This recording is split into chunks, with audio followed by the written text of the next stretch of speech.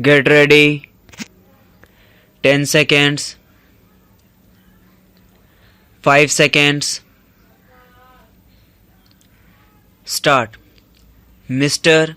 Deputy Chairman, sir, this is quite a simple bill which tries to regularize or rather bring up to date some of the rules regarding licensing, and for that purpose the definitions are sought to be changed. Now it is quite obvious that when these definitions have been adopted, it will give a new type of work to the ministry, and it is in anticipation of this new type of work like telecommunication, television, etc., that these particular definitions are sought to be extended. It is therefore quite relevant to point out that the new responsibilities which the ministry is undertaking as a result of the changes in the definitions of the terms for the purpose of licensing could be effectively discharged only if the administrative setup is also suitably changed so as to make it possible for these new responsibilities to be adequately discharged.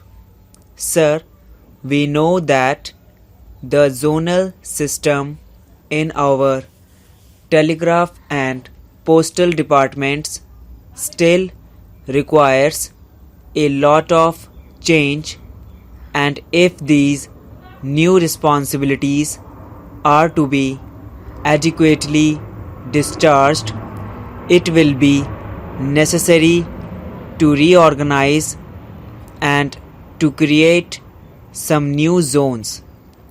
For example, a zone for Gujarat might now become necessary in view of the fact that the new state has come into which being, and it is desirable that there is a special zone which looks after the needs and requirements of that particular area. Similarly, there may be other areas also where it may be necessary to create new zones so that administrative bottlenecks could be avoided and new responsibilities could be effectively discharged.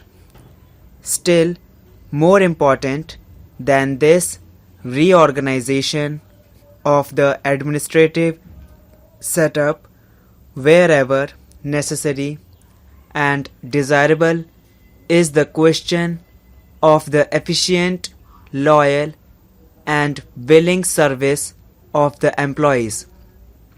And in that connection, I am sorry to state that some of the aftermath of the central government employees strike still continues even in this department, which creates a certain amount of heartburning among the employees, and as has been shown through many examples cited by my honorable friend who spoke before me, there is a general impression that the administration of both the post and the telegraph service is deteriorating.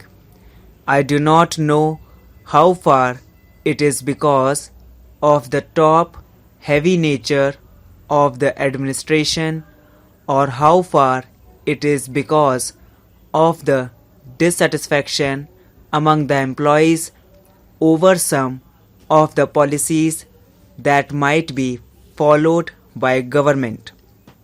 I do not know what exactly is the reason, but the fact remains that the public is inconvenienced and the services are not as efficient as they should have been.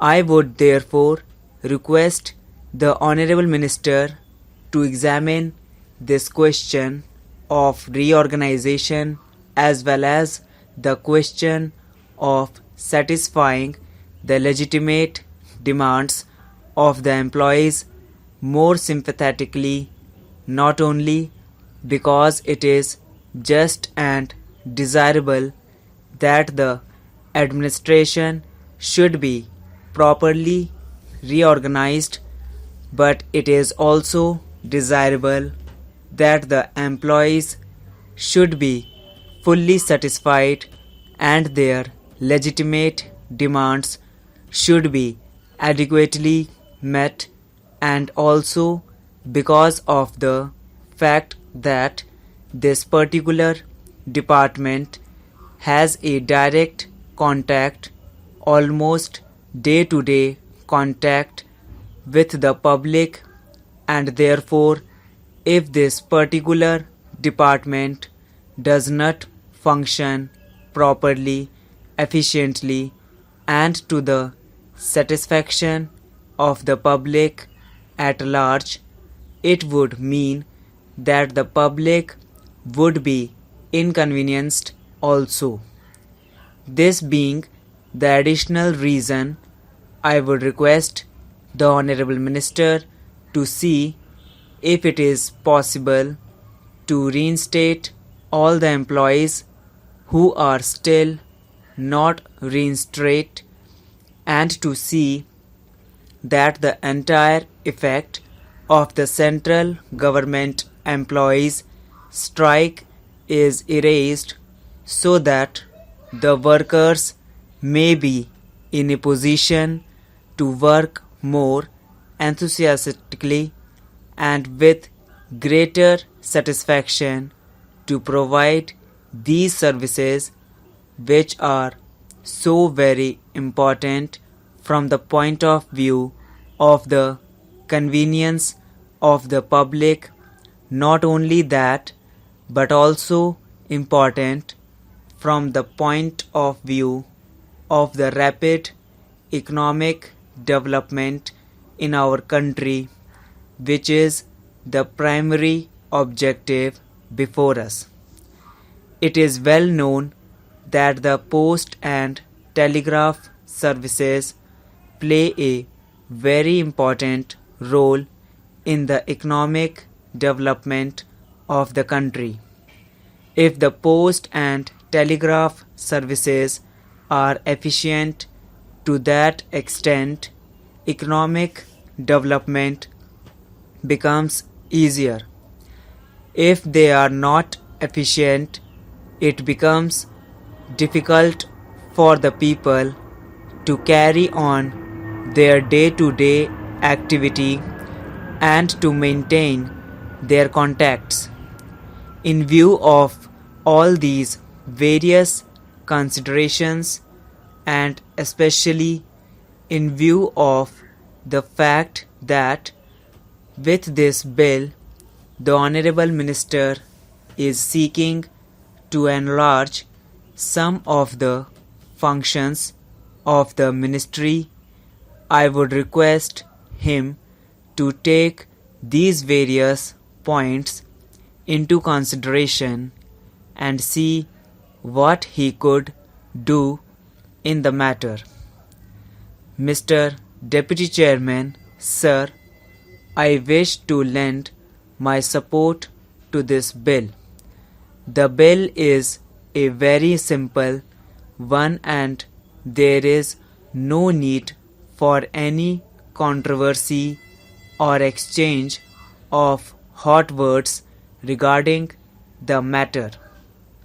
As you will see from the statement of objects and reasons, this bill is being brought forward because of the fact that it has become necessary to license the possession and working of television apparatus for any purpose whatsoever.